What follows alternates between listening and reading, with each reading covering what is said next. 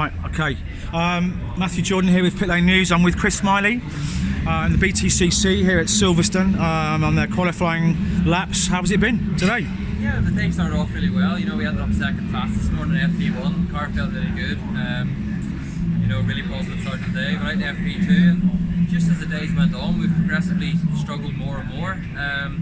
Not 100% sure why. We've just finished qualifying there now. The guys are having a look through all the data and taking a few bits and pieces off the car to have a look. But yeah, it's been a very frustrating end of the day. You know, I think it's a day that we should have been in the top 5 at least. You know, if not more than that. But do you think the team will find out what was wrong and try and compensate for tomorrow? Yeah. There's so many sensors and there's so many things on the car. You know, they can go through every element of it.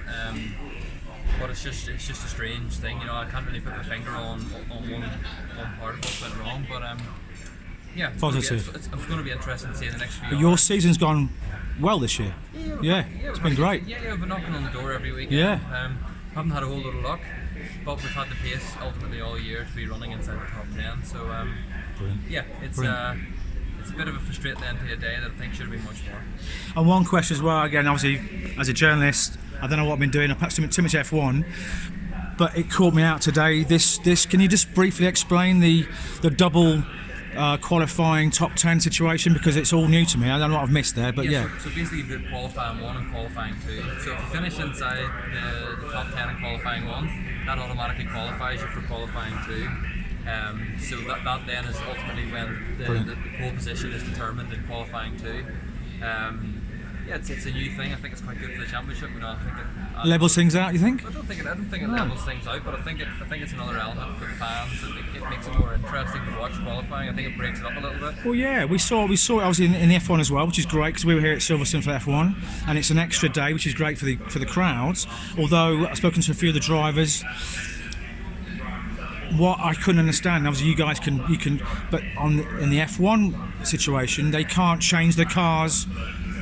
You know, the extra day race, they can't change the cars overnight, so yeah, that's a bit bizarre. I think once your setup changes to the Formula 1 car, you have to leave it per the race. But exactly. Yes, we're open that we can still make changes because we've got 3 races on a Sunday, not 1. Exactly. So yeah, it's less important to have your car set up for the race than it is for qualifying. Exactly. So we concentrate more on qualifying and sort of set the car up for that. Brilliant. And prediction for tomorrow? Do you do predictions? We want to get ourselves back into the top 10 where I think we should be. Try and hang in there for a reverse grid race in race 3, you know, because they reversed the grid from the top 12 in race 3. They lift the number out of a hat, so it could be 12, 11th, all the way down to 6th. If they lift out your number, then they reverse the top. So if they lift out number 8, they'll reverse the top 8. So we want to get ourselves in that position, so we get ourselves into race 3 and try and get ourselves a podium or a win or whatever we can do.